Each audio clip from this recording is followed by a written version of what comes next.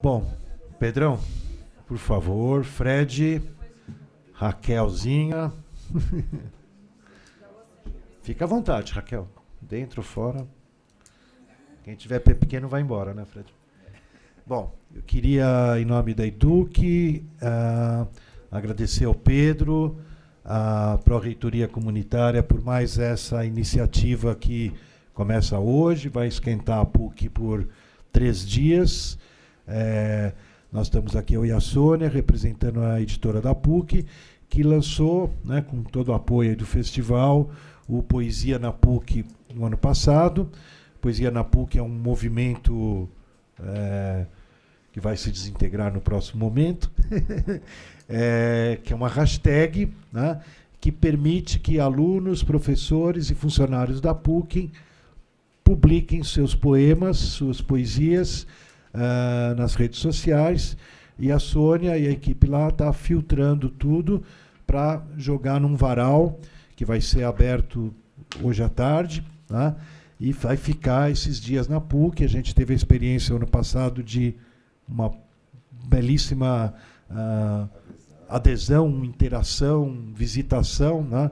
Então, realmente, a gente descobre, Fred, que o pessoal tem muita poesia aqui na veia, né? E o festival dá vazão para esse movimento.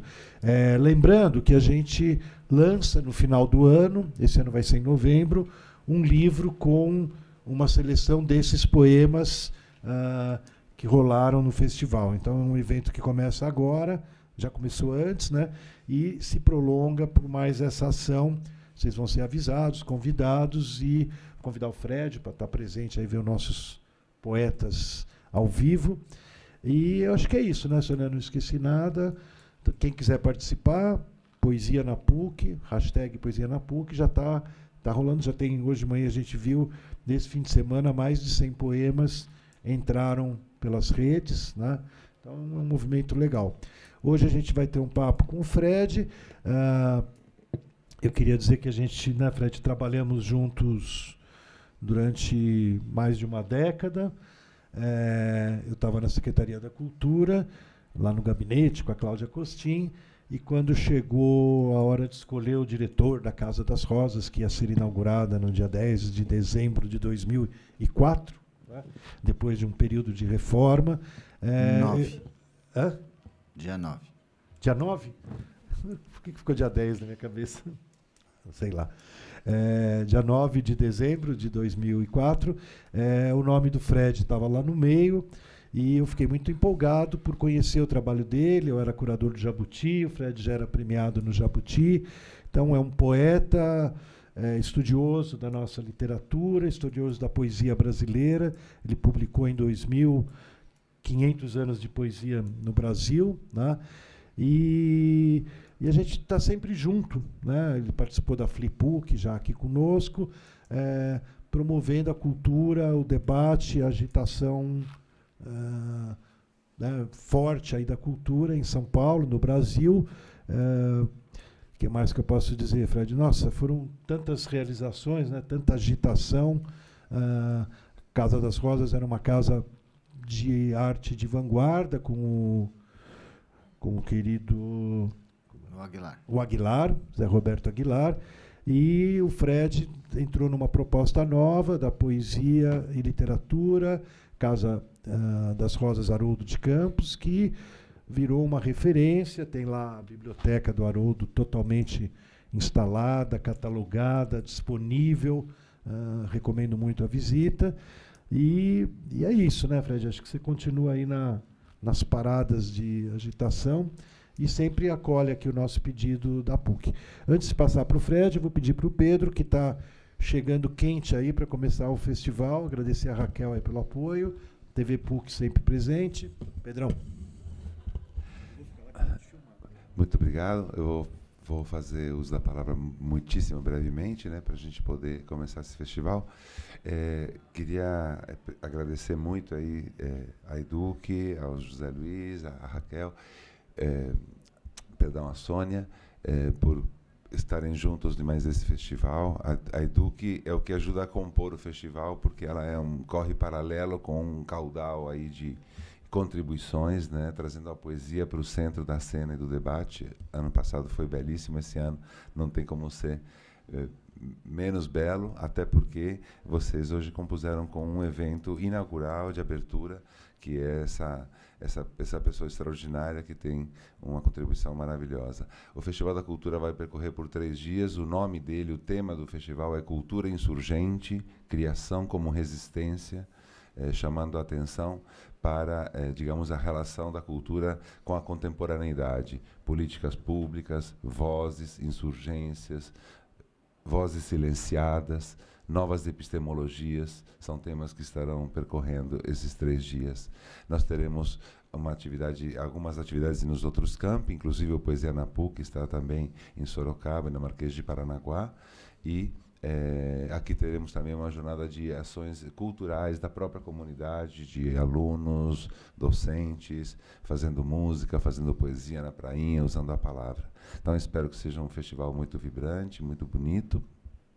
Queria agradecer todo o apoio da reitoria, na figura da Mariângela Vanderlei, que foi a pessoa que ajudou a coordenar os esforços iniciais, e toda a estrutura da PUC que se mobilizou para esse festival. Então, também estamos gravando para que esse material seja um acervo que possa ser utilizado e consultado por toda a comunidade e fora dela.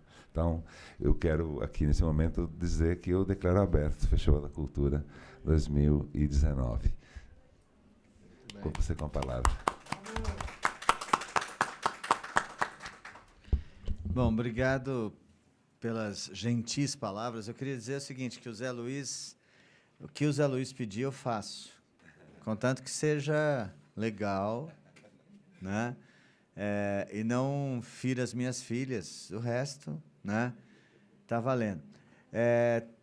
Porque o Zé Luiz e eu fizemos muita coisa juntos, como ele falou, e, né, eu acho que já é uma existência aí fazendo coisas bacanas em função da leitura, do estímulo da leitura, que o Zé Luiz tem sido um dos maiores batalhadores nesse país em todos os tempos, né? Eu já acho que ele já tem um lugar na história desse país por causa desse trabalho maravilhoso que ele faz. A PUC... eu tenho uma relação muito curiosa com a PUC. Eu nunca estudei aqui, nunca fiz nada aqui oficialmente, mas eu morei a minha vida... Eu cresci na Rua Monte Alegre, 1003, né? Meus pais, minha mãe mora aí até hoje, né? Aqui, ou seja, no topo da rampa, tá? E esse prédio aqui, eu brinquei muito nesse prédio quando ele estava sendo construído, né? Ou seja, eu conheço esse prédio como a palma da minha mão, né? Porque eu conheci-o antes dele ser inaugurado, na verdade. Quando ele estava sendo construído, eu vim aqui, a gente pulava a segurança, entrava, era divertido. Então, assim, realmente a PUC é um local em que eu aprendi, por exemplo, a jogar pebolim muito bem, frequentando os diretórios acadêmicos quando eu era adolescente. Então, é um lugar que eu realmente tenho muito carinho. Quando eu estava fazendo pós-graduação, eu fiz pós-graduação na USP, um professor aqui da PUC ficava insistindo que eu devia fazer na PUC, que na PUC eu seria feliz, que lá eu não era, e de fato não era, e não fui, não terminei, que era um professor razoavelmente interessante chamado Haroldo de Campos. Então, o Haroldo sempre falava, Fred, vem fazer pós-graduação na PUC, né? Que a PUC é o lugar mais adequado para vocês. Falava de mim e de outros jovens que estavam meio em volta dele, né? E talvez ele tivesse razão, né? Nós que não fizemos, não acolhemos esse conselho dele, acabamos nem sequer fazendo doutoramento, porque acabamos saindo. Então, isso, né, 2 coisas são importantes, o Zé, a PUC, e eu achei interessante o convite também, quando o convite veio, o tema né, do festival é o tema da resistência, né? E eu tenho me reunido de 15 dias com um grupo que é muito querido de poetas que estão... E a gente está discutindo bastante a poesia, discutimos bastante teoricamente no início, agora estamos discutindo os livros que as pessoas estão produzindo, e é um grupo que a gente deu o nome de Grupo de Resistência Poética, né? Alguns desses 3, pelo menos, desses membros do grupo estão aqui hoje. E é muito importante para mim esse grupo, né? Porque a gente está fazendo um trabalho mais ou menos de resistência subterrânea, né? Se encontrando, é na minha casa que a gente se encontra, né? Então a gente se encontra, a gente conversa sobre os poemas e tal, num mundo que não tem dado muito valor a isso e num mundo que está se esfacelando de várias maneiras, né? No qual a gente encontra as portas se fechando para a cultura, para a arte, para a inteligência, né? E encontra, na verdade, um país, pelo menos, talvez o mundo inteiro, mas no Brasil pior ainda, que se vê sem esperança, né? Sem muitas expectativas. Estava conversando aqui com outro grande poeta, meu amigo, estava falando sobre a questão até da publicidade e tal, do campo de trabalho. Como, na verdade, hoje em dia, parece que as pessoas estão esperando, adorei o que você falou, esperando Godot, né? Parece que elas estão esperando que alguma coisa aconteça, e esperando que alguma coisa se modifique, mas não sabe bem o quê. Então, fica difícil as pessoas agirem. E esse grupo tem sido muito importante para mim, já falei para eles, né? Falo aqui publicamente, porque me dá um ânimo para fazer as coisas, né? De ver gente escrevendo super bem, gente de diferentes idades, de diferentes backgrounds, de tudo, né? Mas que se irmana lá na hora que está conversando e discutindo os próprios poemas. E uma coisa importante que nosso grupo tem como fundamental é que a gente vá discutir os poemas mesmo, discutir cada um dos poemas, cada palavra, cada vírgula, cada gesto que o poema apresenta, discutir para ver como é que isso está realmente interessante ou não, discutindo cada detalhe do poema, né? Não simplesmente ficar naquela coisa assim, o poema é bom e acabou, né? Bom, eu separei aqui três, digamos, vertentes aqui para a gente discutir um pouquinho. E a primeira, vou apresentar aqui para vocês, é o seguinte: essa imagem, né, do poeta que tradicionalmente está na cabeça das pessoas, não é? A imagem do poeta e, portanto, da poesia.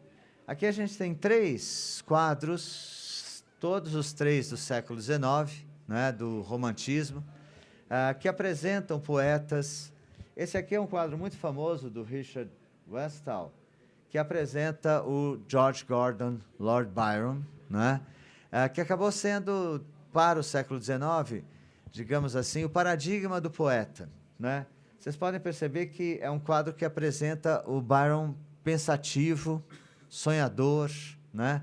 Tem sempre essa perspectiva de um sonhador, de alguém que está pensando em alguma coisa fora de si, que está sonhando, né?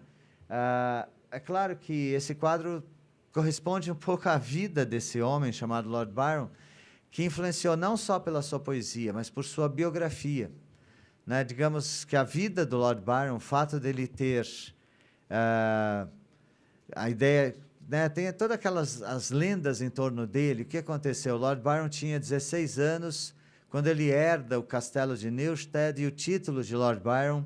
Ele que era um rapaz meio deslocado, meio gordinho, manco, pobre, né? De repente ele herda aquele palácio, ele herda aquela fortuna toda e passa a ser Lord Byron, passa a viajar pela Europa inteira. Rezam as lendas que até os 21 anos ele teria tido mais de 1000 mulheres e mais ou menos o mesmo número de homens, né? Quer dizer, ele era bissexual, ele era um cara que buscava o prazer acima de qualquer coisa, né? O Lord Byron que se apaixona por um rapaz na Grécia e entra na luta de libertação da Grécia, lá é ferido e morre, né, na luta de libertação da Grécia, aos 36 anos de idade, como todos os Lord Byrons anteriores morreram aos 36 anos de idade, né? Os 6 Lord Byrons anteriores tinham morrido na mesma idade. Por isso ele escreve, inclusive, um poema quando ele faz 36 anos, né? Fala, no ano da minha morte, né? Então, todas essas peculiaridades da biografia do Byron inspiraram muito, né, os românticos, não só a sua obra, mas a ideia dessa vida em busca de emoção, em busca de prazer a todo custo, não é? Que é algo que eu acho interessante pensar hoje, que falta muito, né? Que as pessoas estão uma grande dificuldade de encontrar isso, de encontrar o prazer, de encontrar, né, algo que te satisfaça nessa sociedade em que a gente vive, né? Então, essa figura do Lord Byron acaba virando uma figura emblemática, né? Essa outra figura aqui, do Samuel Coleridge, vocês percebem que a imagem é muito semelhante, né? Também pensador, olhando para cima. E aquela imagem ali, um pouco mais tristonha, mas de qualquer maneira também a imagem de um poeta sonhador, é do nosso poeta, nascido em Portugal, mas basicamente um poeta brasileiro, porque escreveu poesia basicamente aqui no Brasil só, chamado Tomás Antônio Gonzaga, né? E é uma imagem do romantismo, embora o Tomás Antônio Gonzaga tenha vivido numa época anterior, que é a época chamada de Árcade. Mas vocês podem perceber que é mais ou menos a mesma postura, ele escrevendo e sonhando, parando, nesse caso aqui na prisão. O que eu queria mostrar para começo de conversa? Que essa ideia de que o poeta é um sonhador, que ele está imaginando coisas fora de si, essa ideia, ela é muito importante para a poesia, muito importante para a sobrevivência da poesia, para a poesia como resistência contra essa vida monótona e essa vida sem grandes emoções que a gente vive. Ou seja, a poesia como resistência começa como resistência através da imaginação, não é? Só que é uma imaginação que não é só sonho. Então, se você pegar, por exemplo, Tomás Antônio Gonzaga, ele está preso, ele está na prisão, de fato, ele foi preso, foi condenado à morte na Inconfidência Mineira, né? Dizem, provavelmente, ele era o líder da Inconfidência Mineira, né? Ele era o mais hábil, inteligente, intelectual daquele movimento, digamos. Há quem diga que ele queria ser a rei do Brasil, né? Ele se defendeu, os próprios poemas do Maria de Dirceu falam de um louco que seria o Tiradentes, ele usa os poemas, inclusive, para se defender, né?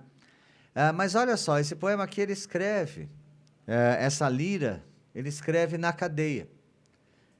Nesta triste masmorra de um semivivo corpo sepultura, inda Marília adoro tua formosura. Amor, na minha ideia, te retrata, busca extremoso que eu assim resista à dor imensa que me cerca e mata. Então, olha que interessante. A dor imensa que o cerca e mata, o que é que faz resistir? E achei interessante que tem a palavra resista aí, né? De resistência mesmo. É o amor da doce Marília. Essa ideia do amor, não é?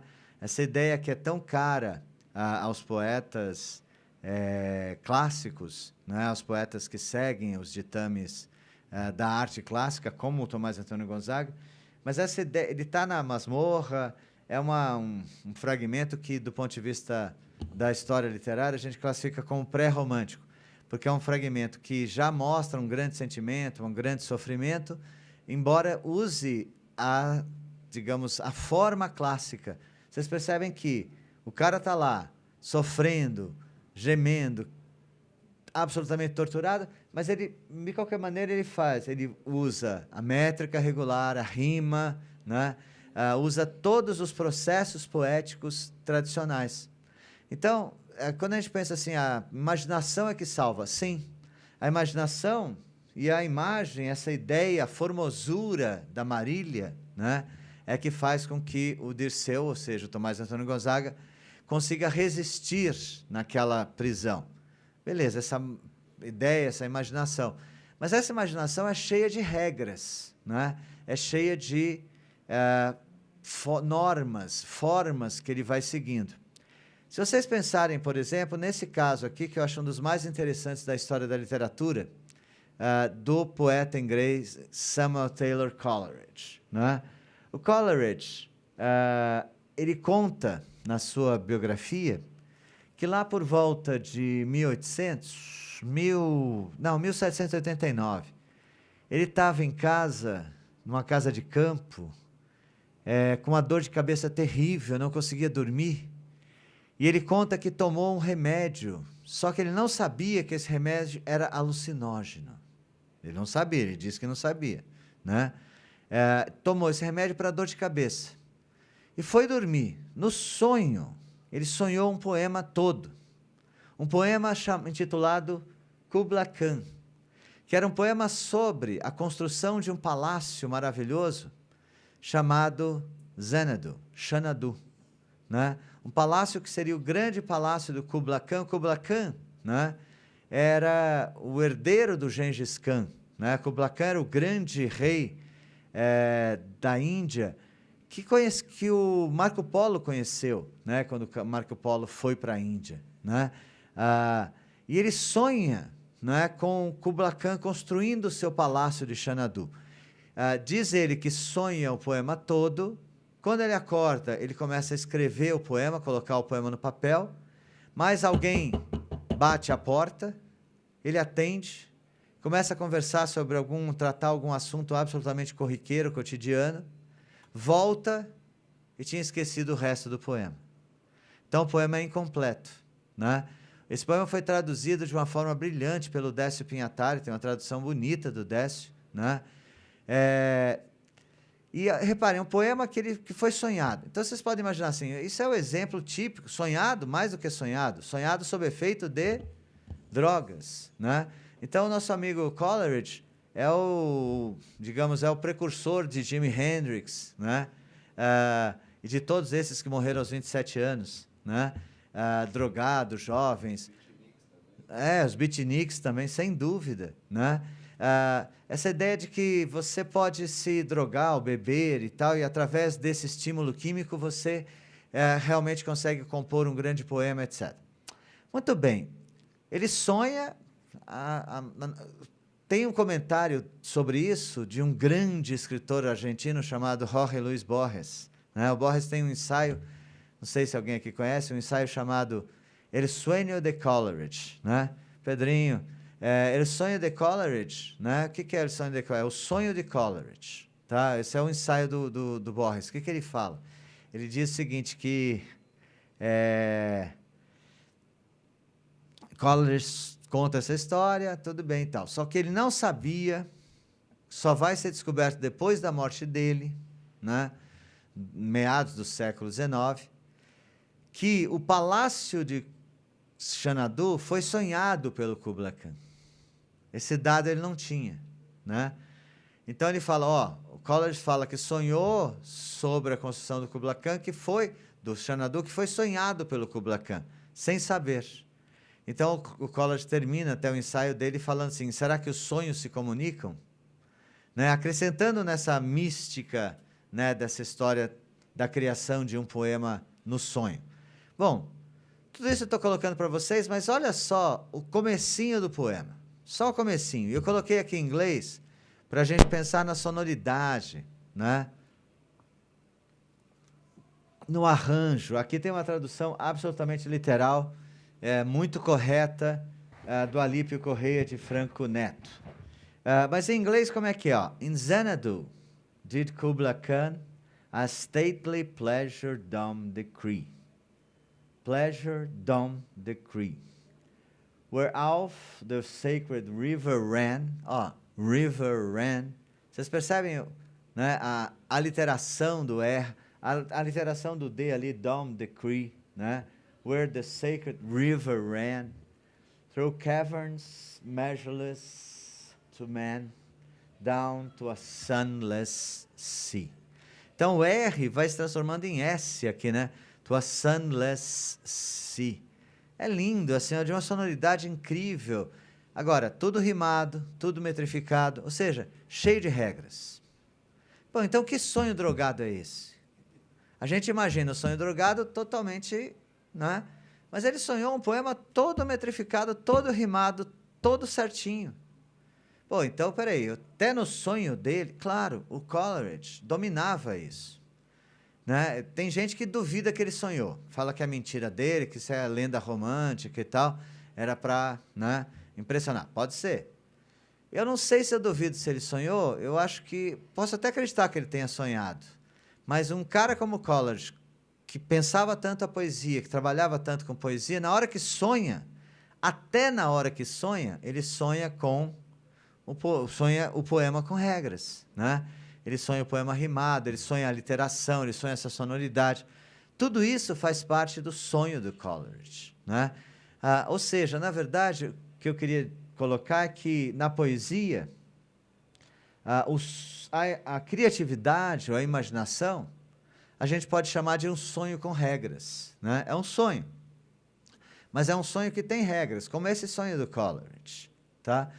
Então, sonhar com regras, de certa forma, é tentar sair dessa realidade que a gente tem e criar uma nova realidade. E isso é uma parte importante da resistência.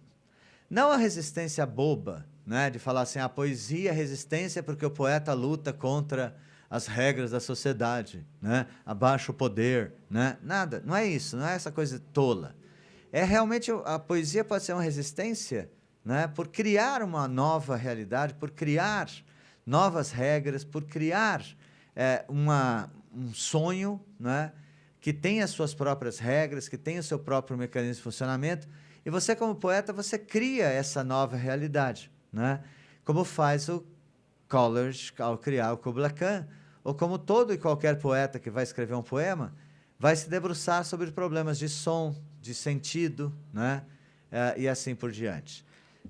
Essa primeira parte, para completar, eu queria mostrar para vocês uma coisa que parece estranha. Se eu conseguisse passar aqui, eu ia ficar feliz. Passou. Não, mas agora... Passou demais. Cadê?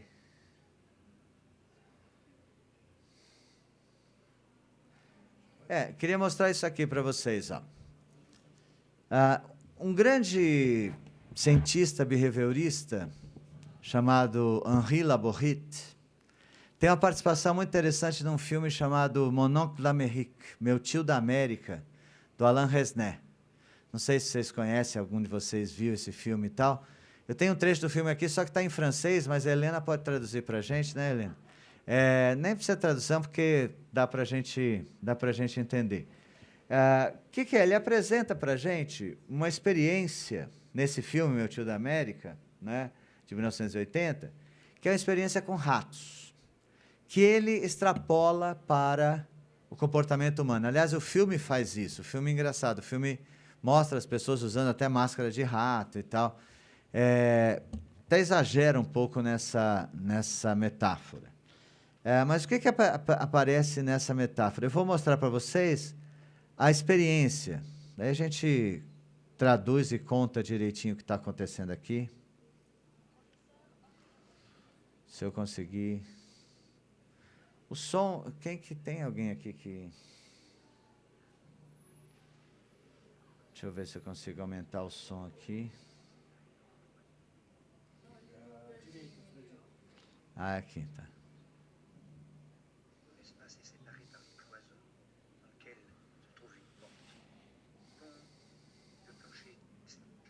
Então, ele conta para a gente como é que ele fez essa experiência. Eu vou aumentar aqui e a gente vai dar uma olhadinha.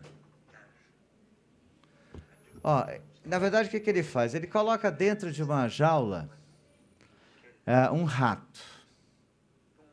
Só que nessa jaula que ele coloca o rato, tem uma porta e a jaula tem 2 espaços diferentes. Essa é a jaula.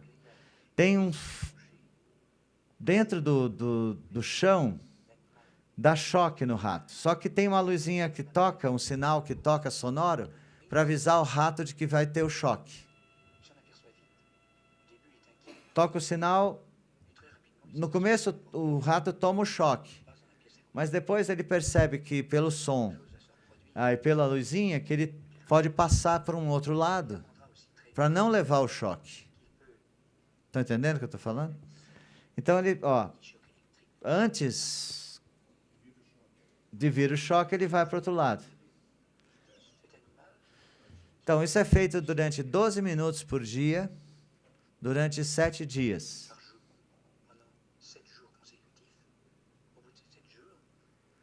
Então, e depois desses 7 dias, o rato está absolutamente bem saudável, sem problema nenhum de pressão, nem nada. Tranquilo. E, na verdade, o que ele está mostrando aqui são cenas do filme, né? mostra bem que, na verdade, as pessoas usam um recurso para manter a sua sanidade, que é fugir de determinada situação. Então, muitas vezes, você está vivendo uma situação que é desagradável, você está levando choques da realidade, então, ao invés de você ficar nessa situação, você foge. Se você tem a possibilidade de fugir, você foge. Fugir não é necessariamente negativo, é uma atitude humana absolutamente normal. Seja fugir fisicamente, seja fugir através da imaginação. Tem uma segunda etapa.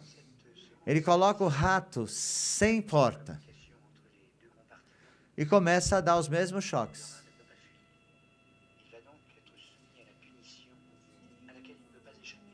Tadinho do rato. Depois de uma semana, cai os pelos, ele desenvolve tumores, muitos deles morrem. Mas, não é? Aí vocês vão dizer, coitado, tomou choque. 12 minutos são choquinhos que não fazem efeito nenhum, só incomodam. O que acontece? Existe uma coisa que o Laborit chama de inibição, ou de depressão. Ele começa a ficar deprimido. Por quê? Porque o ratinho toma esse choque, sabe que não tem como fugir do choque, não consegue ter nenhum escape e vai deprimindo. Fica totalmente desesperado, na verdade. E vai se matando, ele vai se corroendo por dentro e acaba morrendo. Se você continuar a experiência, você mata o ratinho.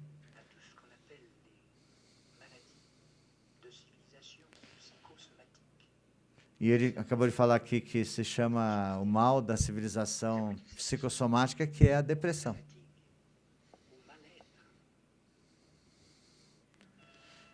Terceira etapa ele coloca 2 ratinhos na jaula levando os mesmos choques. Quando dá o choque, um ratinho pula em cima do outro e ataca o outro, bate no outro. Eles entram em confronto, ó, um contra o outro. Depois de uma semana, 12 minutos por dia, durante 7 dias, esses ratinhos estão absolutamente bem, fisiologicamente. Então, repara só uma coisa, você tem 3 etapas aí. Você tem a fuga, ou também a gente pode pensar no ser humano, a utopia, a imaginação. Quer dizer, a fuga pode ser, você não está se sentindo bem aqui agora, você sai da sala. Ou pode ser, você não pode sair da sala, mas você, na sua cabeça, você sai. Você usa a imaginação, você usa a criatividade para inventar um outro mundo, ou para esperar que talvez daqui a pouco você possa sair lá fora vai ter o paraíso. Quer dizer, o ser humano costuma usar muito isso. Imaginar o que vai acontecer depois. Imaginar alguma coisa maravilhosa depois. Usar a criatividade é importante para o ser humano se manter vivo e equilibrado, se manter saudável. A imaginação, seja fugir mesmo, ou seja fugir através da imaginação. A luta também mantém você saudável. Agora, notem, nenhum ratinho tinha culpa do choque. O choque vinha de fora. Só que um briga com o outro, eles se mantêm saudáveis. Não é tão comum isso acontecer? Tinha um ditado antigo, minha mãe costuma dizer isso aí, que é assim, quando falta pão, todo mundo briga e ninguém tem razão. Né? Acabou o dinheiro, aí as pessoas começam a brigar e tal, entre si. Então, é muito comum acabar o dinheiro numa casa e os membros dessa família começarem a brigar. Né? E a culpa não ser nenhum nem de outro, mas você acaba brigando, porque brigar faz com que você se mantenha saudável, de certa maneira. Né? Você continuar querendo resistir através da luta. Né? Qual é o grande problema? É quando você enfrenta aquilo que ele chamou lá ali de inibição, ou de depressão, que é quando você nem pode fugir, nem pode lutar. Você se sente absolutamente impotente para fugir ou para lutar. E os ratinhos lá morrem. E a gente também morre. Né? E a gente também desenvolve tumores e baixa pressão, etc. E tal. quando a gente sente que não tem saída, que não tem escapatória. Então, por que a poesia seria tão importante? Eu coloquei aqui: a imaginação é recurso fundamental para sobreviver e para criar soluções. Né? A imaginação é fundamental para a gente sobreviver, e a poesia entra como um recurso nessa busca de saídas para a nossa sociedade, ou nessa resistência que a gente pode ter em relação à sociedade que a gente está vivendo. Gente, eu não consigo sair disso aqui, nunca.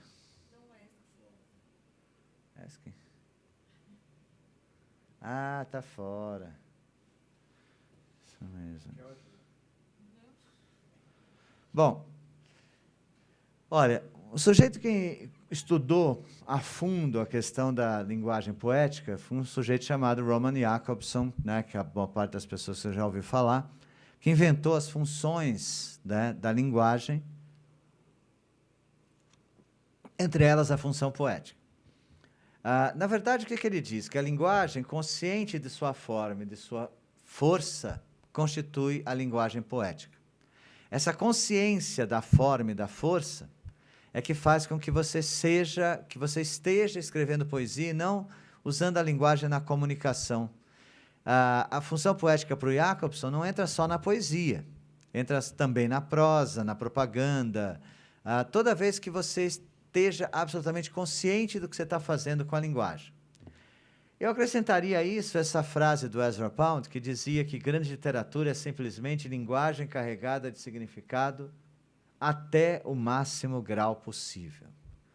Não é? Então, a poesia, a grande poesia, acaba sendo a linguagem carregada de significado ao máximo grau possível. A poesia tem muito significado em cada um dos seus pedaços, das suas palavras, das suas letras. Ou seja, a ideia de que a poesia é carregada de significados, que não tem um significado unívoco. Né? Isso é muito importante. Eu tenho uma brincadeirazinha aqui para a gente pensar um pouquinho nessa questão da consciência da linguagem. Vamos completar isso aqui. Ó. Clara caminhava calada na calçada, disse o Zé Luiz Goldfarb. Outras opiniões? Na chuva, na rua, na sala. É engraçado que todos vocês, sem pensar em gramática, fizeram a operação gramatical. Isso dá para dar uma aula de gramática do que é substantivo. Porque todos vocês colocaram substantivo, quase todos indicativo de lugar.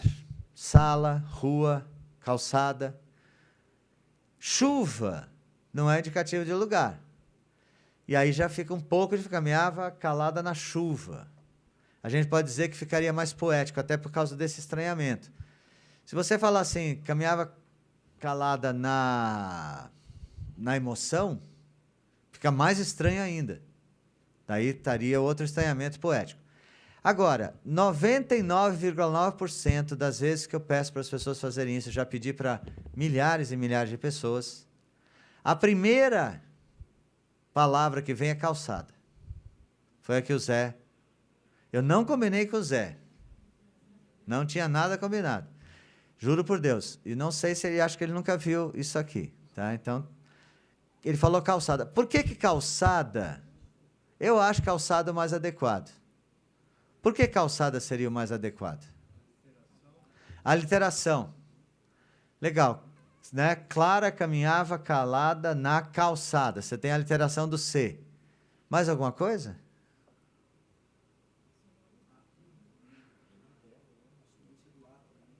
A assonância do A. Clara caminhava calada na calçada. Então só tem A aí. Aliás, caminhava, tem um I. Eu tentei mudar para andava, mas andava perde o C. Então, como andava perde o C, eu preferi caminhava do que andava. Talvez uma palavra que tivesse C e não tivesse I, mas eu não consegui achar. Aí eu não consegui achar, coloquei caminhava. O João Cabral me daria uma surra, porque o João Cabral dizia o seguinte, você tem que colocar a palavra certa. Não tem essa história que não tem. Ache. Ele falava isso mesmo. Acha a palavra certa, né? Oi? Cavalgava. Olha só. Tá vendo? Tem a palavra certa, né? Mas cavalgar na calçada é complicado aí. Não pode. É problema. Mas legal. Mas tem algum problema de sentido também o cavalgava, entendeu? Agora, por que calçada é a resposta? Vocês falaram o A, o C. Tem outra questão, que é um substantivo indicativo de lugar, né? Que ajuda muito onde a gente caminha, tá? Então, o significado também tá. E tem um outro detalhe também, a rima, né? Caminhava calada na calçada. Então, você tem todos esses fatores, ó, a sonância do A, a literação do C, rima e o próprio significado. Nessa frasezinha, no completar essa frasezinha, dá para a gente entender por que Platão expulsou os poetas da República. Porque para os poetas, como o Zé Luiz é poeta e não sabia, o que acontece? Interessa tanto o som quanto o sentido. O Paul Valéry dizia que escrever poesia é permanente hesitação entre som e sentido. E que, na verdade, na hora que você vai escrever um poema, a gente não está discutindo, porque a resposta certa aqui, ó, Clara caminhava calada na onde? A resposta certa poderia ser a resposta mais monolítica, seria, eu não sei onde é que ela caminhava. Tem que ver onde ela caminhou. Mas quando eu falo completem, vocês sempre completam. E, em geral, completa com calçada, porque completa com som, com a sonoridade, né? Não necessariamente conseguir, porque você não viu onde a Clara caminhava. Então, essa é um detalhe importante, quer dizer, para o poeta não importa só o conteúdo. Na vida, ótimo, também, né? É um pouco mais para o lado da chuva, ou né? Mais abstrato, exatamente. Na mágoa, tem gente que fala isso, achei bonito, caminhava calada na mágoa, né? Bom, para o Jacobson, se compõe de imagem, sonoridade e ritmo, a função poética. Mas eu queria voltar para o Platão e para a expulsão. Então, as pessoas falam muito da expulsão dos poetas da República. Por que ele expulsa?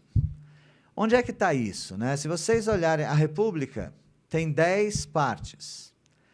Lá na segunda parte ele fala um pouco de poesia, mas fala de poesia como fazendo parte da educação musical das pessoas, a poesia associada à música. Na terceira parte também. Mas é na 10ª parte, na última parte da República, que ele diz, de fato, que os poetas devem estar, digamos assim, isso é de novo a mesma coisa, que os poetas devem ser expulsos da República. E é uma passagem que ele começa a explicar através da cama. E eu queria passar para isso, para a gente dar uma lida nessa parte aqui, ó. Vejamos que há 3 espécies de camas. Uma que existe na natureza das coisas, e de que podemos dizer que Deus é o Criador. Aliás, desculpa, tem... isso mesmo. Quem mais seria senão ele? Ninguém, na minha opinião. Uma segunda é do marceneiro, sim. E uma terceira do pintor, seja. Assim, o pintor, o marceneiro e Deus são 3 que presidem a forma dessas 3 espécies de camas. Sim, são efetivamente os 3.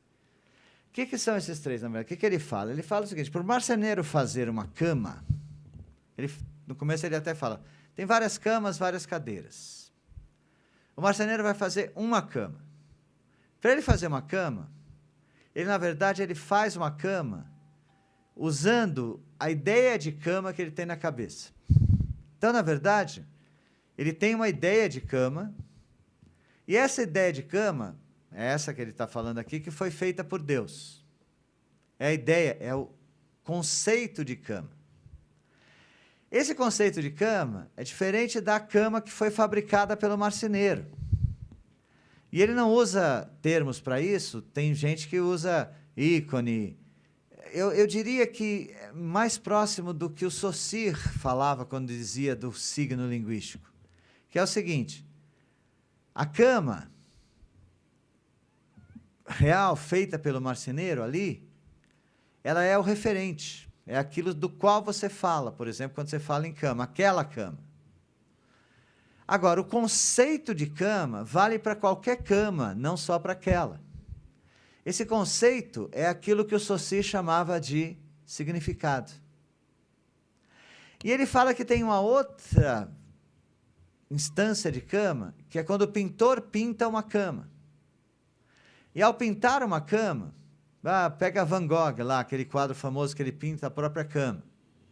Ele está pintando uma cama específica, ele está copiando a cópia que o marceneiro fez da ideia de cama. Então ele fala que o pintor, na verdade, ele está usando uma terceira instância, está se distanciando 3 vezes do objeto, né? Então, aqui, ó, a gente pode continuar para ver o que ele está falando aqui. Assim o pintor marceneiro, assim, e Deus, porque não quis agir de modo diferente, ou porque uma necessidade qualquer obrigou a não fazer senão uma cama na natureza, fez unicamente essa que é a cama real. Mas 2 camas desta espécie, ou várias, Deus nunca as produziu nem as produzirá. Porque esse é o conceito de cama. O conceito de cama é único. É muito difícil você, por exemplo, você pega assim, conceito de mesa. Qual é o conceito de mesa? Todo mundo tem na cabeça o conceito de mesa. Mas você vai traduzir isso em palavras, das coisas mais difíceis é você escrever um dicionário. Principalmente o dicionário das coisas simples. Explicar para uma pessoa o que é idiosincrasia é fácil. O difícil é explicar o que é uma mesa. Porque como é que você vai explicar? Coloca no dicionário uma mesa. É uma superfície plana, mas tem mesa que é assim, que tem 4 pés. Não tem mesa que tem 3, tem umas que não tem nada. Qual a diferença então entre mesa e estante? Então, é difícil definir mesa, né? É difícil definir cama, é difícil. Esses conceitos básicos são conceitos que, segundo Platão, que são na boca do Sócrates, né, no diálogo, seriam feitos por Deus. Deus fez um único conceito para cada uma dessas coisas. Sócrates, pois se fizesse somente 2, manifestar-se-ia uma terceira, de que essas 2 reproduziriam a forma. E esta cama é que seria a cama real, não as outras 2. Tens razão. Espera aí. Deus, sabendo isso, penso eu, e querendo ser o criador verdadeiro de uma cama real, e não o fabricante particular de uma cama particular, criou essa cama única por natureza. Então, olha só, ele quis ser o criador verdadeiro de uma cama real, não o fabricante particular de uma cama particular. O marceneiro é o fabricante particular de uma cama particular. Deus não, Deus criou esse conceito de cama. Assim me parece, queres então que demos a Deus o nome de criador natural desse objeto ou qualquer outro nome semelhante? Nada mais justo, visto que criou a natureza desse objeto e de todas as outras coisas. E o marceneiro, devemos chamá-lo de obreiro da cama, não é verdade? Sim. E chamaremos o pintor, o obreiro e o criador desse objeto? De modo nenhum. Diz-me então o que é ele em relação à cama. Parece-me que o nome que lhe conviria melhor é de imitador daquilo que os outros 2 são os artífices. Que seja. Chamas, portanto, imitador o autor de uma produção afastada 3 graus da natureza. Com certeza, desse modo, o autor de tragédias, o poeta, é o imitador, estará por natureza afastado 3 graus do rei e da verdade, assim como todos os outros imitadores. Então, o que ele está colocando para a gente? Que o poeta é o imitador que está afastado 3 graus da verdade. O poeta está afastado do conceito. O poeta não trabalha com o conceito, ele trabalha com a imitação, ele tenta reproduzir aquilo que foi criado por alguém a partir de um conceito. Na verdade, eu acho engraçado porque o que o Platão está defendendo é o trabalhar com conceitos, trabalhar com ideias, escrever com ideias, pensar com ideias, ou seja, aquilo que hoje em dia a gente chamaria do ensaio dissertativo. O ensaio dissertativo é aquele que trabalha com os conceitos, que aprofunda em cada conceito, que pensa na categoria de cada conceito, enquanto que a poesia trabalha não só com o significado, mas também com o significante. Se a gente pensa nisso e lê a parte 10ª da República, a gente tende até a entender o que o Platão está querendo colocar e até não concordar de expulsar, mas entender assim, o que ele está querendo dizer, que na verdade para o poeta não importa tanto a verdade, o conceito, importa mais para o poeta a música, o som, como isso impacta nas pessoas. Então, repara só aqui, ó, poesia quebra a fronteira entre significado e significante. Significante e significado. Para o Saussure, o que é o signo? O signo é um conceito relacional. Ele só pode existir existindo duas partes. Ou seja, não dá para existir um signo sem significante ou um signo sem significado. O signo só existe quando as duas partes se relacionam. O significado é um conteúdo, é um conceito abstrato. É aquilo que o Platão estava chamando da cama de Deus. É aquele significado, esse conceito. Esse conceito tem que se ligar a um significante para formar um signo. Né? Então, você pega, por exemplo, isso aqui é um significante, tem um conceito que é o signo, tudo bem, ok, legal. Né? Se eu fizer isso aqui, não é um signo. Por que não é um signo? Porque não tem significado associado socialmente. Claro que numa determinada sociedade isso aqui pode significar tudo legal, mas aí depende da sociedade. Então, na verdade, reparem, o significado é aquilo que o Platão diz ser a cama real, o conteúdo. E na poesia, você trabalha aqui no meio, ó, nessa relação entre significante e significado. O poeta trabalha sempre com o fato do significante se relacionar ao significado, trabalha com como o significado pode estar atrelado ao significante. E a gente vai ver alguns exemplos disso. Então, na verdade, se você pensar bem, a grande crítica do Platão é o fato de que o poeta não trabalha só com significado, ou seja, o poeta não é um artista, não é um escritor conceitual. E essa é a grande resistência da poesia também. Porque se a gente ficar trabalhando só com conceitual, a gente vai trabalhar basicamente na realidade, naquilo que está presente. E você usa o fato do poeta trabalhar com o significante para estimular a imaginação. Isso é a primeira parte, na verdade são duas, né? A primeira é aquilo que eu falei da imaginação, a segunda é isso que eu estou falando do Platão. Agora eu queria passar para uma outra coisa. O que é que vocês acham que é mais natural? A gente ler em voz alta ou ler silenciosamente? Claro que é em voz alta, né? Só que na nossa sociedade, o que vocês aprendem? Tem que ler em voz baixa. O educado lê em voz baixa. Vocês sabem que até o século XVIII, pelo menos, era deselegante você ler em voz baixa se estivesse na presença de alguém? Porque, ó, eu estou aqui com vocês, abro esse livro e começo a ler. Que coisa mais deselegante. Oi? É igual ao celular. Gostei, adorei. É deselegante, é falta de respeito com vocês. Até porque só eu estou lendo. Então, até o final do século XVII, começo do século XVIII, era absolutamente deselegante você ler em voz baixa. Você tinha que ler em voz alta. Porque ao ler em voz alta, você dizia para a pessoa que você estava lendo, você comungava com a pessoa. Né? Tem um relato de 400 depois de Cristo, que são as Confissões de Santo Agostinho. E num dado momento ele encontra o Ambrósio. E ele fala o seguinte, ó: mas quando Ambrósio costumava ler, seus olhos passavam através das páginas, enquanto seu coração procurava pelo seu significado. Entretanto, a sua voz e língua estavam quietas. Isso chamou muita atenção do Santo Agostinho. Sua voz e língua estavam quietas.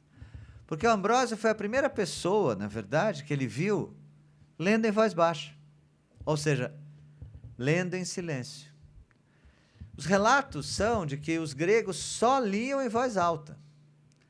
A única passagem da literatura grega que aparece alguém lendo é uma passagem da comédia As Rãs, do Aristófanes, em que aparece Dioniso lendo uma peça de teatro e lamentando a morte do Sófocles e do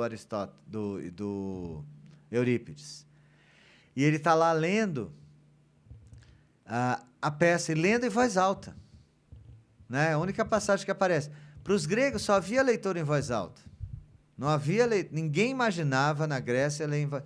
Há alguns relatos, na verdade, que a voz baixa ela passa a ser usada. Por que eu falei final do século XVII, começo do século XVIII? Que foi quando alguns escribas do norte da Europa, lá da Holanda e tal, começaram a escrever os textos em latim com as palavras em separado. Porque até então, por exemplo, no grego, toda a literatura grega, clássica, todos os pergaminhos, tudo que a gente tem, é tudo com maiúscula e não há separação entre palavras. O latino também. O que é que significa isso? Você não tem palavra separada. Então, para você entender, o que é melhor você fazer? É você ir lendo em voz alta. Senão você nem entende. Vocês estão entendendo o que eu estou falando? Não tinha separação entre as palavras. Né? Você vai lá no Partenon e vê aquelas escritas gregas que tem lá no... ou no British Museum, tem um monte de tabletes e tal, que os ingleses roubaram de todo mundo, né? Então, tem lá. Não tem nenhuma que está separada, é tudo junto, assim. O que dá confusão, às vezes, quando você vai ler. Então, tem alguns estudiosos que ficam discutindo se é essa palavra, se é aquela, se começa aqui, se termina lá, né? Porque dá aquelas confusões, assim, se fazem. Tem um poema de Alino Grunewald, que ele brinca com isso, sempre... e aí vem sempre uma palavra depois, sempre ceder. O poema se chama Sempre Ceder. Então, sempre ceder. Aí depois você pode ler juntando diferente, né? Sem preceder, né? Sem preocupar, aí sempre ocupar. Ele vai brincando com isso, tá? Por que eu estou falando isso? Porque só a partir do final do século XVII, começo do século XVIII, é que as pessoas começaram a ler sem falar. E isso começou a existir. Continuando o que ele fala, muitas vezes, quando estávamos presentes, pois qualquer um poderia abordá-lo e não era seu hábito que os visitantes fossem anunciados, o víamos lendo assim, desse jeito elegante, silenciosamente e nunca de outra forma. Isso impressionou muito ao Santo Agostinho, e eles começaram a discutir na igreja, inclusive, essa possibilidade de ler em voz baixa, como sendo uma coisa interessante, porque não colocaria a voz entre a voz de Deus e o seu próprio intelecto. Então, lendo em voz baixa, ou seja, silenciosamente, isso entraria direto na sua cabeça. Por que eu estou colocando isso? Porque eu acho que isso é muito importante em relação à poesia. A poesia sempre teve destaque nas sociedades da oralidade. Né? Por exemplo, você pega na literatura medieval, as cantigas medievais, orais, usadas em celebrações, em cerimônias. Né? Toda a sociedade que a gente conhece tem poesia, mas sempre usada em cerimônias, em celebrações e na oralidade, necessariamente. Em 1956, um poeta chamado João Cabral de Melo Neto publicou um livro chamado Duas Águas. Nele, ele reuniu toda a sua obra até então. Ele colocou lá, na primeira água, né, são duas águas, então tem assim, primeira água, tem os poemas, não é? Paisagens com figuras, uma faca só lâmina, e várias psicologia da composição, o engenheiro, vários poemas na primeira água. E uma segunda água que ele criou, ele coloca Os Três Mal-Amados, que é uma peça de teatro que ele escreveu, Morte e Vida Severina, O Relógio, alguns textos que são textos diferentes. E o que é que ele fala sobre essas águas, né?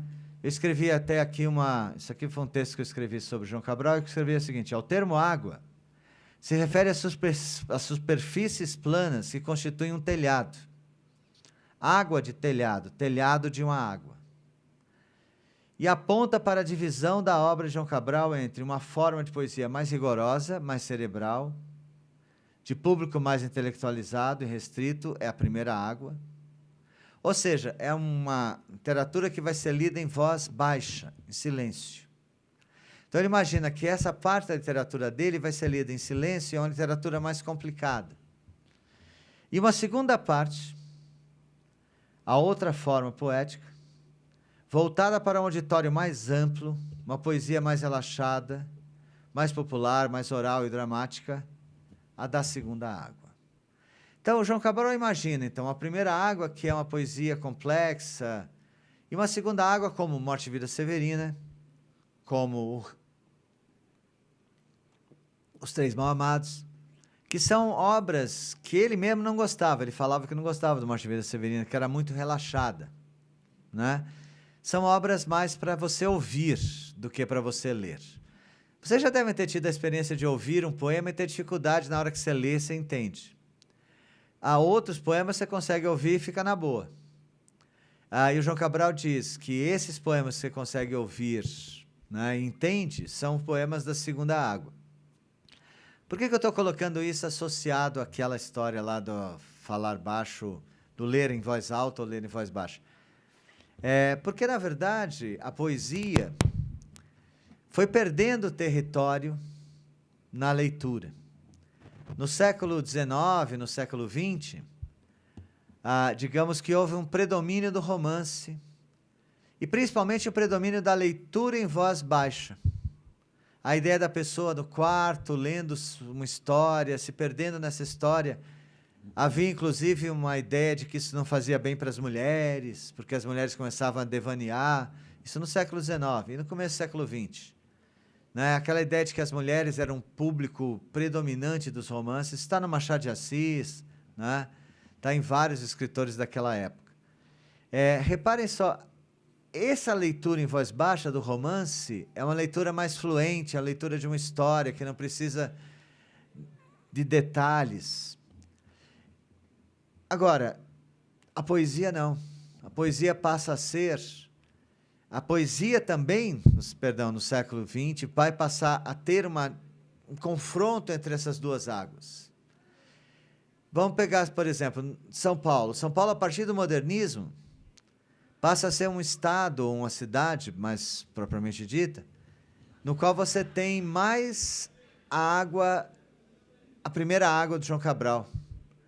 Os poetas fazendo poemas para serem lidos, para serem entendidos, interpretados em voz baixa. No Rio, por exemplo, durante a década de 70 e 80, tinha muita coisa de sarau, de exposição, que era o poema em voz alta. Né? E é interessante como aqui em São Paulo surgiu, por exemplo, um poeta como Lindolf Bell, que era um poeta que fazia saraus e recitava, e era super... O Lindolf Bell foi meio dominado por esse cenário são paulistano, que era um cenário da poesia em voz baixa. Hoje em dia ele está sendo resgatado. Por quê? Por uma razão interessante. A poesia em voz alta passou a ter importância nos saraus da periferia de São Paulo. Então, aqui em São Paulo a gente tem um período grande de poesia considerada importante, interessante, só essa poesia em voz baixa. E hoje há um retorno nessa poesia em voz alta. Enquanto que no Rio isso sempre existiu. Quando a gente fala em resistência, a poesia tem que resistir mesmo, né? Uma resistência a essa sociedade que a gente vive. E muitas vezes você voltar para si mesmo, resistir dentro de si, é uma forma de de não morrer nessa sociedade.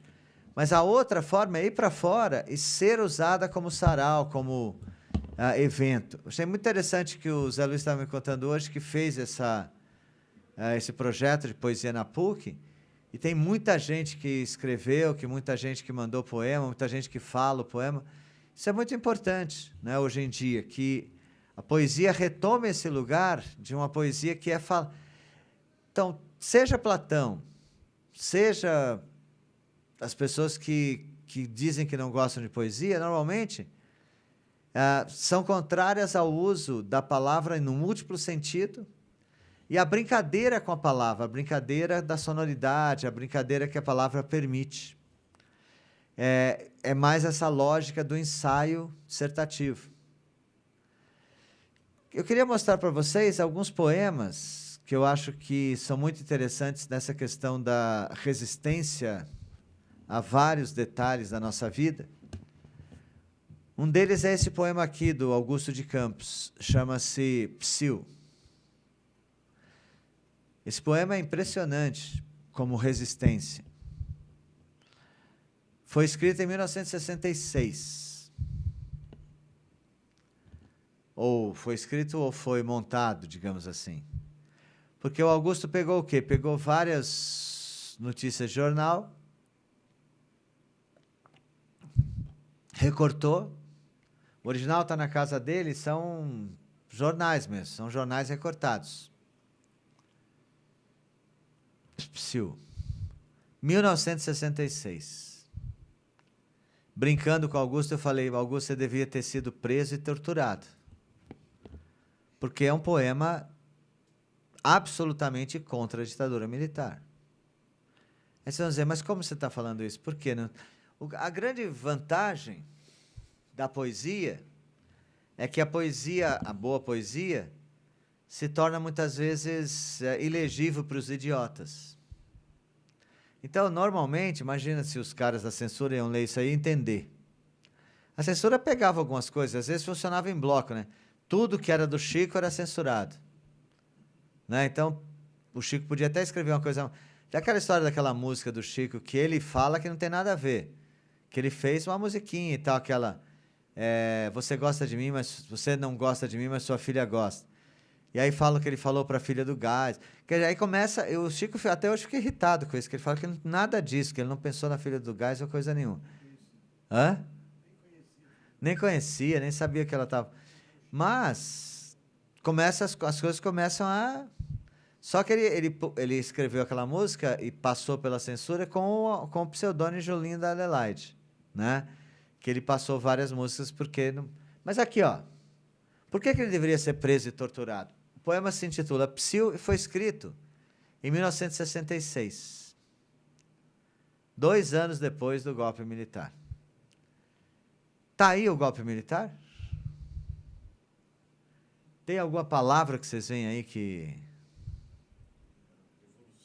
Revolução, que na verdade em 64 eles diziam que era revolução. América.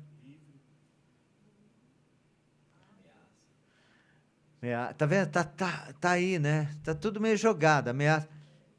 Não tem um duro ali, ó? E tem um A ali que deve ser de ditadura, mas está escondido. Bomba. Tem a questão do dinheiro, né? As pessoas que fizeram a Revolução 64 na sociedade, os civis, fizeram por causa da corrupção, por causa da economia estagnada. Vocês já viram essa história depois, né? Mano, é isso, pô. Fizeram uma manifestação de 100 mil pessoas no Rio de Janeiro, na época, protestando contra a corrupção, contra o fato da economia estar estagnada, etc. e tal, e querendo mudar o sistema. Foi o que aconteceu em 64. Né? Em 16, não sei, não me lembro. Mas, enfim, mais barato, tá? Então, essa coisa do dinheiro. Tem uma coisa que eu acho muito interessante, que ali em cima, esse ato. O ato com ponto de interrogação no meio, porque era a forma da ditadura brasileira se legitimar. Tá? A ditadura... Não é à toa que aquele cara disse que não teve ditadura. Tem gente que fala que não teve mesmo. Por quê? Porque a ditadura brasileira foi uma ditadura inteligente. ditadura inteligente não é boa. Talvez seja pior ser inteligente, né? E por que foi inteligente? Porque eles se legitimavam com os atos institucionais. Então, assim, não teve nada fora da lei, mantiveram a Constituição, só que fazia os atos institucionais, né? Então, o ato número 1, 2, ia caçando o direito das pessoas até o AI-5, que foi o pior de todos. Agora, o AI-5 foi decretado no dia 13 de dezembro de 68. Aí, quando eu li isso aqui pela primeira vez, eu li isso aqui e falei, o Augusto de Campos está falando do AI-5. Mas não está, né? Porque foi escrito antes. Foi feito em 66, olha só. De repente o cara até antecipa, né? Eu acho que, na verdade, o 13 tem a ver com azar. E o ato, você pode remeter ao ato 1 e o 2, que tinham saído até então, né? E é claro que é um poema que circula em torno desse psiu, cala a boca, né? É o cala a boca que está sendo dado na sociedade brasileira. Quer dizer, isso é resistir? É, mas é um resistir que eu acho que é inteligente, que é interessante, que não é só falar assim, um discurso, escrever um poema e falar assim, abaixa a ditadura, vamos falar, não sei o que. Teve gente que optou por isso. É claro que essas pessoas primeiro eram censuradas. Quando não eram censuradas, ninguém fala mais desses poemas, né? Caiu no esquecimento. O grande poema é aquele poema que não só dribla a censura, mas permanece, né, como um ato de resistência. Esse poema aqui que eu queria mostrar para vocês é um poema...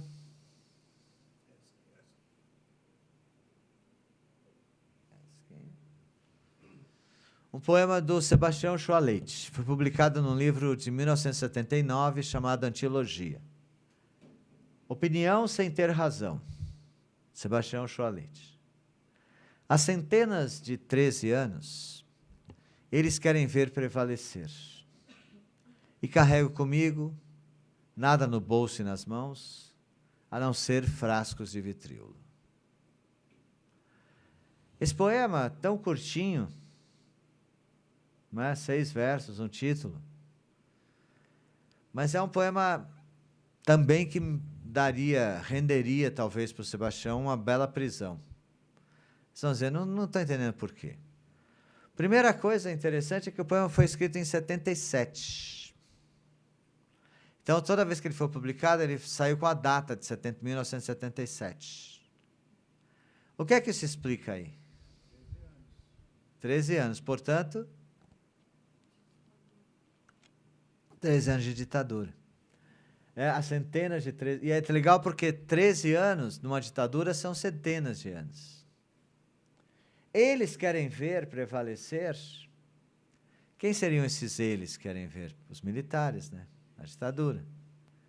E carrego comigo nada no bolso e nas mãos, a não ser frascos de vitriolo. Vitriolo era um veneno muito usado no século XIX pelos suicidas. Seria a única saída. Agora, reparem só, é um poema que é absolutamente referente, ele refere a várias coisas. Tem alguma coisa que vocês percebem que ele está referindo a? Caetano Veloso. Né? Nada no bolso e nas mãos. Alegria, alegria. Legal, mas tem outras questões da música popular. E outras coisas que ele está se referindo aí. Né? Alegria, alegria, né? Sem lenço, sem documento, nada no bolso ou nas mãos e tal. Tem uma música do Tom Jobim, do Newton Mendonça, intitulada Discussão, que é uma música linda, bossa nova, fantástica, que diz assim: se você pretende sustentar opinião e discutir por discutir só para ganhar a discussão, eu lhe asseguro, pode crer, que quando fala o coração, às vezes é melhor perder do que ganhar, você vai ver. Já percebi a confusão, você quer ver prevalecer a opinião sobre a razão. Não pode ser, não pode ser. Para que trocar o sim por não, se o resultado é a solidão? Se em vez de amor uma saudade, vai dizer quem tem razão. João Gilberto gravou no Chega de Saudade, no primeiro grande disco dele, né? Agora, olha só que interessante. Tá aqui, né? Você quer ver prevalecer a opinião sobre a razão. O título... Só que lá é a opinião sobre a razão. Aqui é mais radical, a opinião sem ter razão. Né? E o você quer ver prevalecer, que aqui é uma discussão amorosa, Aqui vira uma coisa política, social, você é substituído pelo eles. Eles querem ver prevalecer, né? Eles querem ver prevalecer 2 pontos, é legal porque o 2 pontos remete ao título. Eles querem ver prevalecer o quê? A opinião sem ter razão. Né? Aí eu fiquei pensando, carrego comigo. Eu me lembrei de um poema do Drummond. Só que aquela coisa assim, que é complicado, que você lembra de um poema do Drummond, e alguém pode falar assim, aí você lê assim, adeus. Aí você fala, isso está referindo ao Drummond, a Shakespeare, porque a Ofélia, quando está doida, fala, adeus, adeus, good night. Então você ouve good night, você fala, Ofélia. Sabe assim, o cara que é ansioso por citação. Oi? Completamente, sim, absurdas. Isso é comum, eu já vi isso acontecer. Né? Então tem lá, good night, você fala, você está referindo a Shakespeare. Por quê? Né? Agora, o Carrega Comigo, eu achei que estava referindo ao Drummond, aí eu fui ler o poema. E está escrito assim no Carrega Comigo, carrega comigo, há dezenas de anos, há centenas de anos, o pequeno embrulho. Tem a ver? Tem por causa do há centenas de 13 anos. Né? Senão não daria link, mas aqui tem. Né? Carrega comigo. Né? Então, reparem só, é um poema que, relido à luz dessas referências todas, né? Você percebe assim, há centenas de 13 anos eles querem ver prevalecer, carrega comigo, nada no bolso, nas mãos, a não ser frascos de vitrilo. É um poema muito forte contra a ditadura. Né? Colocando que a única maneira de você fugir seria você se matar. Né? Que não é bem uma resistência, mas é uma forma de escapar, pelo menos. Outros poetas contemporâneos, têm feito poemas muito interessantes sobre o nosso momento. Né? Não necessariamente hoje, não esse momento de 2016 para cá, mas o momento, a contemporaneidade. Alice Ruiz, por exemplo, que nasceu em 46, é uma poeta que eu considero das mais interessantes desse país hoje, vivas. E esse poema dela foi musicado, inclusive, pelo Arnaldo Antunes, depois gravado pela Cássia Eller. Acho que é um poema que diz muito do nosso momento. Socorro, eu não estou sentindo nada. Nem medo, nem calor, nem fogo, não vai dar mais para chorar, nem para rir. Socorro, alguma alma, mesmo que penada, me entregue suas penas. Já não sinto amor nem dor, já não sinto nada. Socorro, alguém me dê um coração que esse já não bate nem apanha. Por favor, uma emoção pequena, qualquer coisa que se sinta, tem tanto sentimento, deve ter algum que sirva. Socorro, alguma rua que me dê sentido. Em qualquer cruzamento, acostamento, encruzilhada, socorro. Eu já não sinto nada.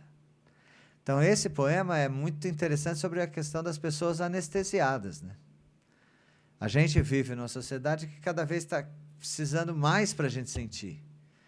Né? Parece aquela coisa de droga, né? Você toma você nunca experimentou, você usa uma cocaínazinha, dá um baita efeito. Se é viciadaço, você tem que usar um monte para dar o mesmo efeito.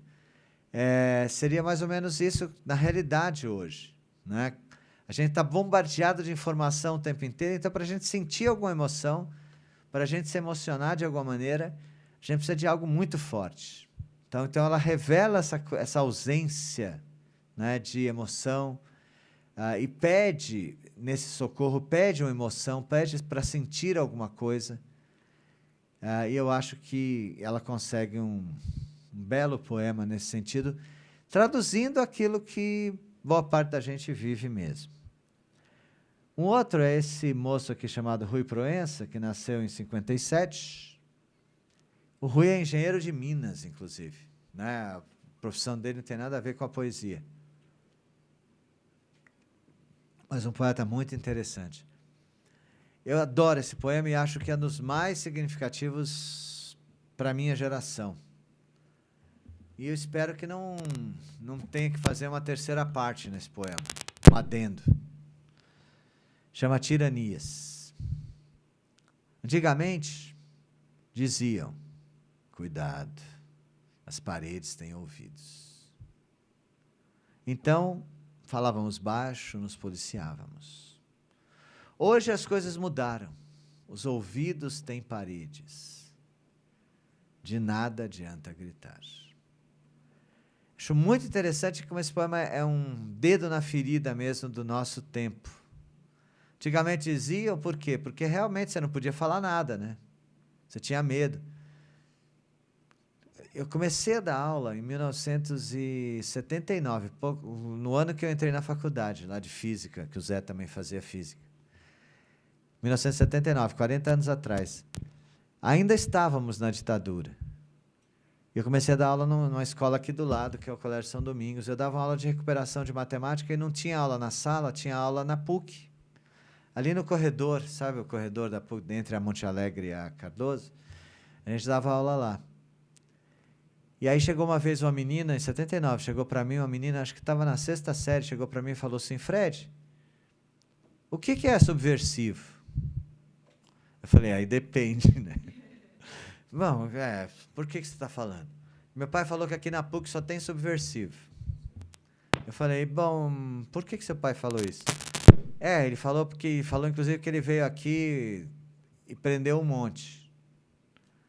Quando? Em 77. O pai dele era policial e tinha participado da invasão da PUC em 77 como policial. E quando ela falou que ia ter aula na PUC, não na escola, ele falou isso. Então eu fiquei pensando, que bom que eu não respondi, né?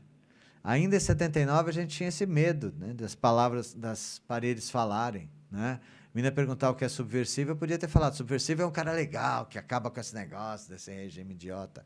Aí eu podia ter sido preso. Então, na verdade, essa ideia de você não poder falar, né, poder falar o que você pensa, isso, na verdade, essa ditadura que ele fala, de certa maneira, está presente hoje. Você pensar, por exemplo, os professores sofrendo na escola com esse monstro do escola sem partido, né? Essa ideia de que... mas eu não acho que é só essa escola sem partido. Tem um controle geral na sociedade que hoje em dia inibe mesmo as pessoas de falarem o que pensam. Mas o que ele está falando aqui? Está falando da ditadura e está falando do hoje. Esse hoje já não é mais o hoje, né? Esse hoje é de que você fala e não adianta gritar. Então não adianta você faz milhões de poemas interessantes, faz milhões de coisas interessantes e, né, não consegue ser ouvido, apesar de fazer esses poemas todos. Isso faz parte do nosso dia a dia, sem dúvida. O Lau Siqueira é um poeta gaúcho que mora na Paraíba, que tem alguns poemas interessantes, mas tem um poema que eu acho que ele acertou em cheio, e é muito curioso, porque é um poema que ele fez partindo de uma foto que ele viu de um cara sendo preso, mas essa foto não importa, perdeu-se no tempo, porque o poema diz muito mais que isso. O poema se intitula Aos Predadores da Utopia. Opa. Dentro de mim morreram muitos tigres. Os que ficaram, no entanto, são livres. É só isso, mas para nossa geração, minha e dele, aos predadores da utopia, né? O poema é dedicado a essas pessoas que estão predando, né, a utopia por aí, que estão tolhendo a utopia das pessoas. E eu gosto muito disso. Morreram muitos tigres, mas os que ficaram são livres. Então, mesmo tendo morrido, mesmo a gente tendo tanta decepção, mesmo a gente sofrendo tantos baques, a gente continua acreditando nisso, né? O Ademir Assunção, poeta nascido em 61, que tem uma produção muito interessante também nessa questão da, digamos, da resistência, raiva e energia. A máquina que move o mundo, o tilintar das moedas virtuais, cartões de crédito, senha bancária, fobias sexuais, papos de velhos sapos peludos, papudos otários dando despertos, virando a terra como campo de erros, onde crescem eras que enfeitam os muros, enquanto monturos de gente azedam no lixo, emporcalham a festança dos donos de seguros, como se a vida fosse algo seguro, como se estrelas não se acendessem no escuro. Então, ele termina com essa esperança, né, das estrelas que se acendem no escuro dentro dessa realidade. Por quê? Porque a raiva é essa energia, de certa maneira, acende as estrelas. Né? A raiva dessa sociedade que a gente vive, de certa maneira, cartões de crédito, senha bancária, fobias sexuais, tudo isso, né, que gira em torno da nossa vida. A Valéria Tarelli é uma poeta que nasceu em 62. Ela nunca publicou livro nenhum, mas ela publica muito na internet, umas coisas muito interessantes. Homem é um bicho esquisito. Caça, come e joga fora a carcaça. Mulher tem outro instinto. Escolhe, leva para casa, usa. E com as sobras dos ossos, faz um par de brincos. Né? Então, acho muito interessante essa diferença do espírito masculino e do feminino, né, que ela faz aí. Quer dizer, o homem é mais o predador que vai lá, come, joga fora. E a mulher não, leva para casa, usa e tal, e depois faz um par de brincos. Ou seja, ainda pega os restos e utiliza. Né? A mulher talvez seja muito mais predadora, mas é uma predadora, né, que é consciente do que está fazendo. E chama-se artesã ou artesã. O Joca Renes Terron dizia que era ex-poeta, que agora só fazia prosa, mas acabou de publicar um livro de poesia recentemente. E ele tem alguns poemas pop muito interessantes, em que ele utiliza o imaginário pop, o desenho animado. Por exemplo, esse aqui, se chama Sex Horror Show. Se Godzilla goza, Tóquio em polvorosa, cai uma chuva viscosa como manga com leite. O Drácula ejacula e o seu dia encurta. King Kong esporra, range, esfrega no Empire State e mostra a língua hirsuta. A noite se alonga, larga para Kong e Jessica Lange, que tira a tanga e sonha ser mulher macaco amonga, que sacode a grade, a luz apaga e a noite segue de encontro em encontro, num suruba monstro. É claro que esse poema é um poema que é uma brincadeira com essa coisa dos super-heróis, né? Tóquio, Godzilla gozando, ou seja, caindo como ele fala aqui, uma chuva viscosa sobre Tóquio, Drácula ejaculando. Quer dizer, esse suruba dos monstros, né, que ele brinca aqui, chegando até a Monga, que é aquela macaca que alguns de vocês aqui não viram, mas muitos de nós viram. Ficava lá no Play Center, né? A Monga, ia todo mundo ver, era a mulher que virava macaco, aquela coisa. E para terminar, a Greta Benítez, que é uma poeta que nasceu em 71,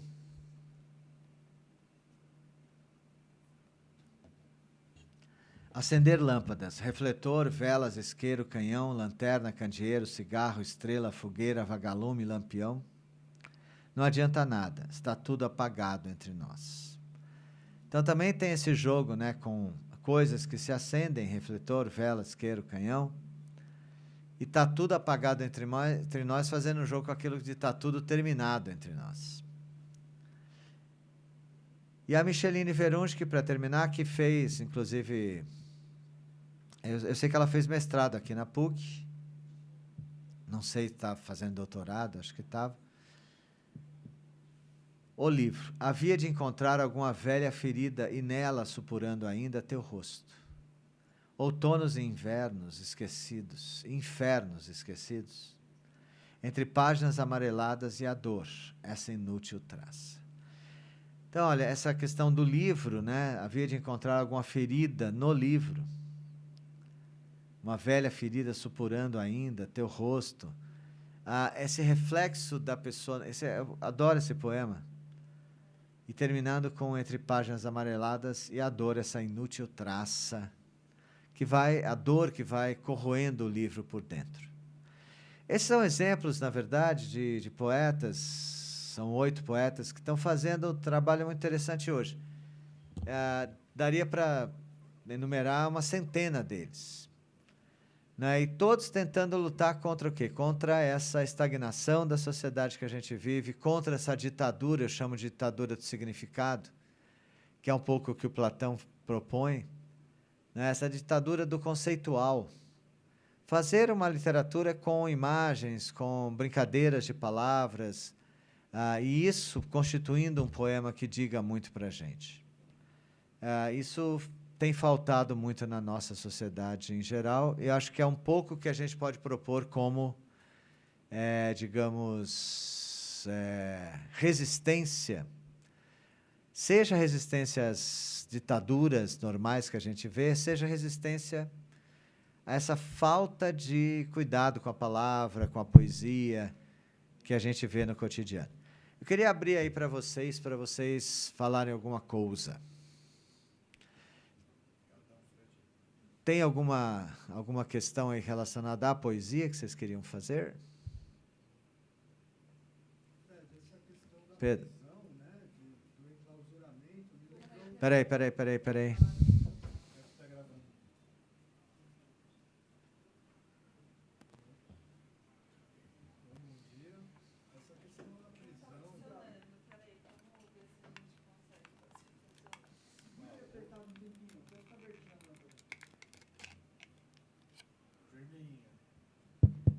Alô? É que nem o ratinho lá. A minha pergunta tem a ver com isso, né? Essa questão da prisão, do enclausuramento e da imaginação como forma de liberdade.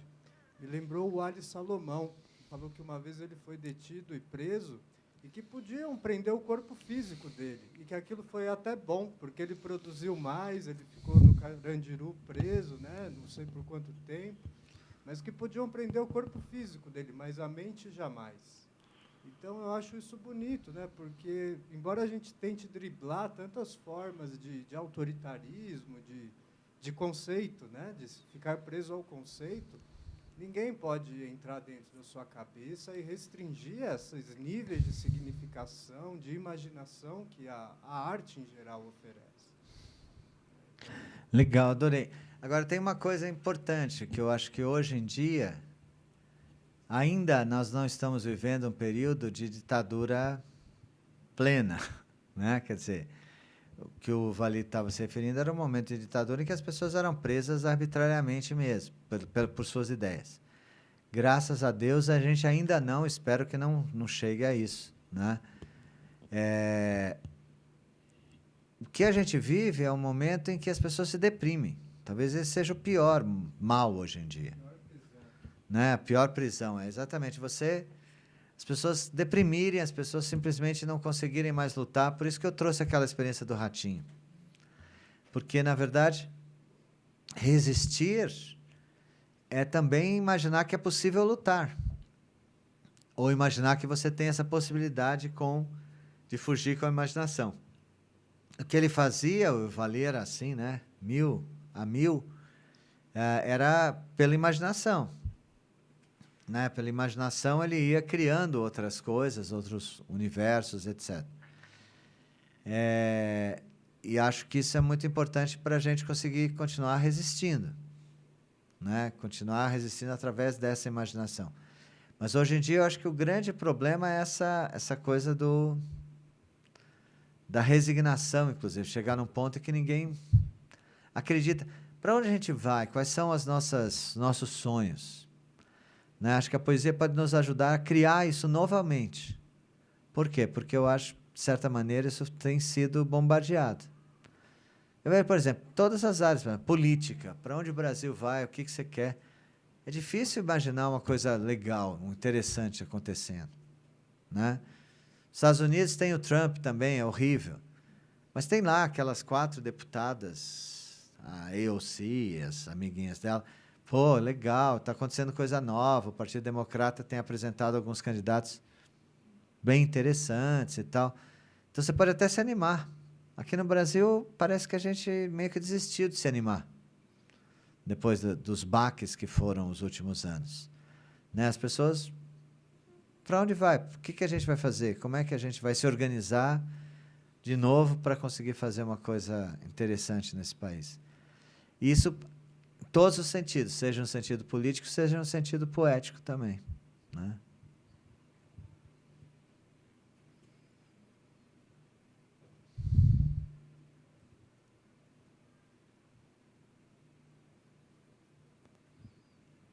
bom, tudo. Alô, som? Bom, Fred, eu pensei em alguns comentários assim e uma pergunta final sobre tudo que você falou. Eu gostei muito quando você falou do sonho com regras, que a poesia é. E eu lembrei muito de, há cerca de 3 anos atrás, quando eu tinha aula contigo no 3º ano, e a gente estava falando de poesia, e você me sugeriu que eu fizesse o curso do Gilson Rampazzo. E é muito legal, porque é um curso que ele pensa muito nessa coisa da técnica, né? E ele bate muito nessa tecla. Então, se você apresentar para ele um poema que a técnica que ele propôs não está ali, você vai fazer de novo o poema, sabe? Além da criatividade, justamente para agora, olhando você falar, agora que eu percebi muito a preocupação dele para a gente ter essas técnicas, essa visão da poesia incorporada. Então a gente agora pode falar de qualquer coisa, querer fazer poesia sobre qualquer assunto e qualquer questão, tendo essas técnicas, né, e conhecendo elas, né? Eu gostei muito do que você falou também da tradição da poesia, da leitura em voz baixa, no final do século XIX, no começo do século XX, e levando para a minha área, né, que eu estou agora estudando mais, é muito bacana, porque é justamente quando a tradição da música, da canção oral vai começar no Brasil, né? E em 1917 o primeiro samba é feito, né? Acho que uma coisa é muito concorrência da outra e tudo mais. E uma pergunta que eu quero te fazer, já faz um tempo, é como eu posso definir um poeta, né? A partir de que momento eu posso virar para o meu processo de escrita ou para o processo de escrita de alguém e falar, fulano é um poeta, né? O que define um poeta? A partir de apenas fazer poemas ou há uma visão, há uma identidade, há um modo de existência frente a uma sociedade que é poesia ou é... O que é ser um poeta, Frederico? É muito complicado isso. A minha tendência é responder com Leminski, né? Inverno, primavera, poeta é quem se considera, né? Mas aí é fugir da pergunta, né? Fazer uma blague e fugir da pergunta. Mas eu acho que eu vou fugir, não estou brincando. Eu não acho que exista o ser poeta. Eu acho que existe fazer poesia, né? Como você falou, você fez o curso com o Gilson, que é maravilhoso. A gente, eu digo eu também, quando a gente faz os nossos cursos de poesia e tal, a gente trabalha com essa ideia de que tem alguns princípios, algumas formas que você pode trabalhar, que você pode investigar, né, que você deve investigar, alguns exercícios que você pode fazer. E, principalmente, eu acho que quando você fala sobre um poema, né, se você me mostrar um poema seu, eu posso te falar, esse poema, não assim, é legal, não é legal. Mas esse poema tem isso aqui que é interessante, tem esse jogo aqui interessante, mas aqui não vejo nada, né? Aí você pode até me mostrar, falar, não, tem sim, você não viu. Ou seja, é possível discutir poesia. Isso é uma coisa que eu tenho insistido sempre, que inclusive com esse grupo que tem se reunido sempre, a gente tem feito. O cara escreve um poema, né? Aí você vai lá dissecando, não, eu acho que você devia fazer isso, eu acho que você devia fazer aquilo, né? O poeta escolhe depois se ele vai querer aceitar a minha sugestão, a sugestão do Caio, a sugestão da Margarete, a sugestão da Helena, que estão aqui. Quando a gente fala do livro de outra pessoa. Aconteceu agora até uma coisa engraçada, tem um menino que a gente ficou discutindo, está discutindo o livro dele já faz tempo, detalhe por detalhe, página por página, e o livro dele ganhou prêmio, já está sendo premiado, não sei o quê, sem o que a gente mexeu, né? E aí fica aquela coisa até engraçada, você fala assim, pô, mas então o livro dele sozinho já era bom, mas dá para você discutir e dá para você melhorar, né? A grande coisa é que dá para discutir, porque o que eu não gosto é aquelas pessoas que falam assim, e acho que, nesse sentido, o professor Gilson Rampaz me ensinou muito, também quando fui aluno dele, que dá para você discutir poesia, dá para você, né, dizer que um poema é melhor ou pior, por isso, explicar direitinho, né? E o professor Gilson sempre fez isso. E eu também procuro fazer. A ideia, né, é que a gente possa melhorar os poemas à medida que a gente está escrevendo. Talvez por isso eu não acredite nessa ideia de ser poeta. Entendeu? Assim, eu acho que você, na sociedade, tem alguns marcos. É óbvio que, tradicionalmente, ser poeta é aquele que tinha publicado um livro. Né? Publicado. Hoje, isso já está mais relativo, embora ainda se mantenha o prestígio da publicação. Ainda existem muitos poetas, já existem muitos poetas que trabalham mais na internet, cujos essa Valéria que eu li aqui, por exemplo, nunca publicou um livro físico, mas publica poemas na internet a roda, aí, direto, né? Em vários meios. Agora, não, acho que ela acabou de publicar um livro físico, pouco tempo atrás. Mas reparem, o fato de não publicar sempre fazia que as pessoas falassem, ela nunca publicou, olha só, né? Porque a publicação é normalmente a coisa que legitima alguém. Mas tem uma coisa interessante. Antigamente, eu digo assim, 30 anos atrás, era muito difícil publicar. Então, publicar era algo que legitimava uma pessoa, porque era difícil publicar. Então, quando a editora falava, sim, vou te publicar, era uma forma de você estar sendo legitimado que você realmente tinha alguma qualidade. Hoje em dia não é assim. Hoje em dia é muito fácil publicar. Mas o mais difícil é você ser ouvido, aquele poema do Rui. Você pode até publicar um monte de livro. O difícil é ter alguma repercussão. É alguém comentar seu livro. Eles fizeram um projeto muito legal. Vocês fizeram um projeto muito tempo atrás que tinha uns outdoors, né? Como é que era? Era comentado os poemas? Um pouco, Fred. Não muito. Também muito restrito. Mas tinha outdoor em vários lugares, pontos estratégicos da cidade, eu lembro. Fora de São Paulo também. Na verdade, foi por ocasião do lançamento dos livros que a gente lançou, né? Que era uma ideia um pouco pretensiosa de fazer um selo também de poesia e tal, que ficou naqueles livros lá iniciais nossos, né? Mas eu achava legal, porque, assim, na época que tinha outdoor, agora não tem mais, né? São Paulo acabou, né? Mas tinha outdoor, aí de repente você passava e tinha lá um poema. Você fala, que diabo é isso? Né?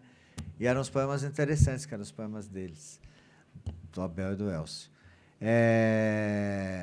Mas você entendeu? Assim, não vejo um momento que você possa dizer que fulano é poeta.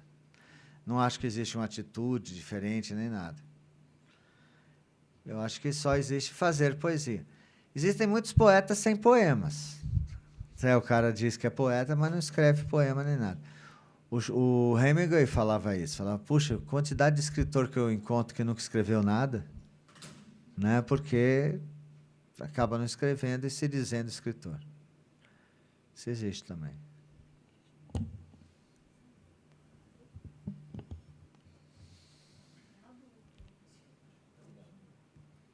Está funcionando? Tá. Professor, quando você mandou para a gente o folder do evento aqui, você pediu para a gente trazer um poema. Isso. Como você sabe, eu sou muito tímida para falar em público, mas sou uma aluna dedicada. Então, eu trouxe o poema, não sabia se ia ler, mas, assim, parece que ele foi escrito para isso que você falou, porque ele tem tanta afinidade que eu fiquei impressionada. Então, eu gostaria de pedir licença para ler para Claro. as pessoas. E, aliás, eu queria pedir que vocês, quem tiver algum poema que possa ler aí, lê para a gente. Que legal, Helena.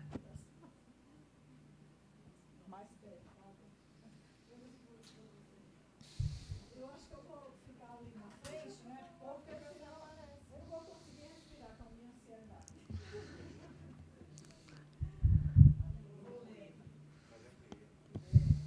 Como é, Margarete? Assim?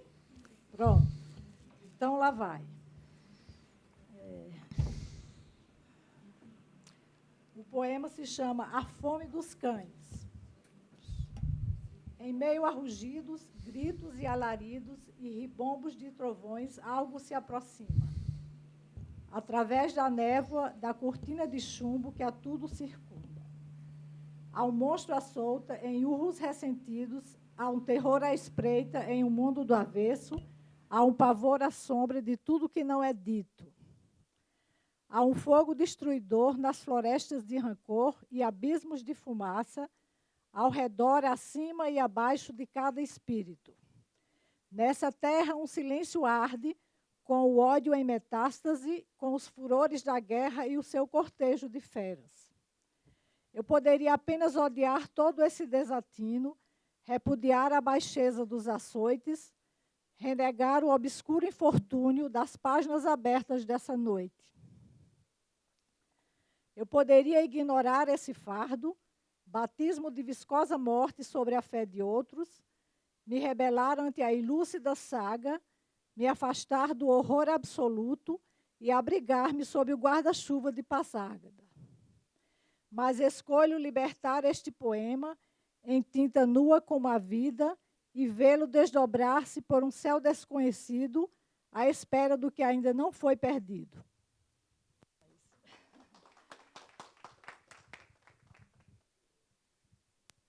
E o que eu acho muito interessante, você pensar, enquanto ela estava falando, eu fiquei pensando o seguinte: esse poema é um poema que é um poema muito trabalhado, e a Helena sempre faz isso, e falando sobre o nosso dia de hoje. Um pouco isso que você falou no seu poema, vivendo nesse tudo todo, você poderia simplesmente se afastar, viver em Passárgada, mas você prefere libertar o poema e lutar contra um pouco essa resistência ao que está acontecendo aqui, né, nesse país, nesse momento. Não, é tudo a ver com o que a gente estava falando mesmo, né, sem dúvida alguma. Vou desligar aqui que está... Um trechinho aqui de um trabalho que eu estou desenvolvendo, um feixe temático assim que eu estou chamando de... Ah, ali? Então tá bom. Vamos para a TV.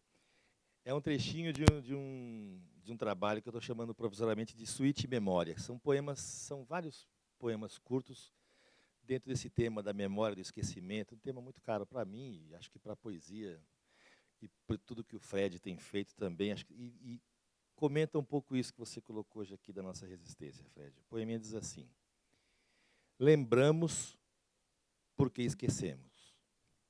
Somos porque não sabemos.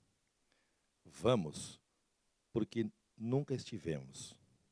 Guardamos porque nada temos.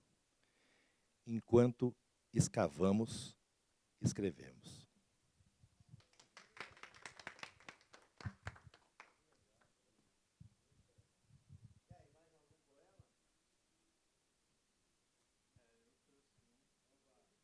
Você fica à vontade, quer ficar aí? Ah, ótimo, eu te ajudo.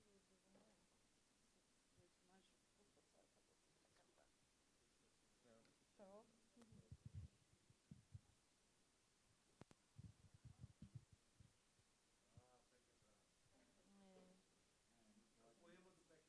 tem só uma caixinha aqui embaixo, espero que não te atrapalhe, tudo bem? Bom, meu nome é Caio e eu estou fazendo parte desse grupo que o Fred comentou.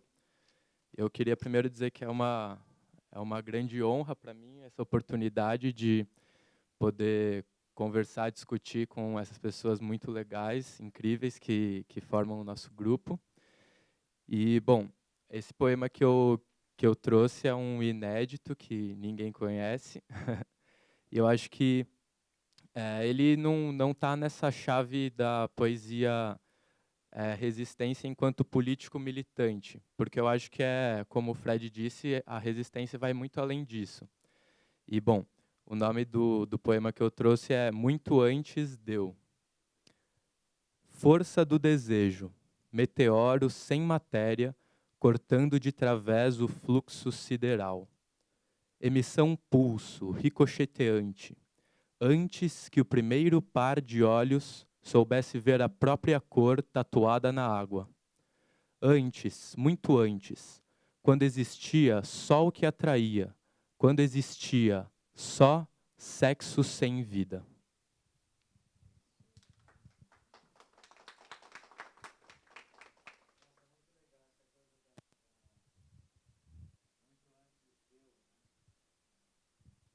Fred, só põe um microfone aí, por favor.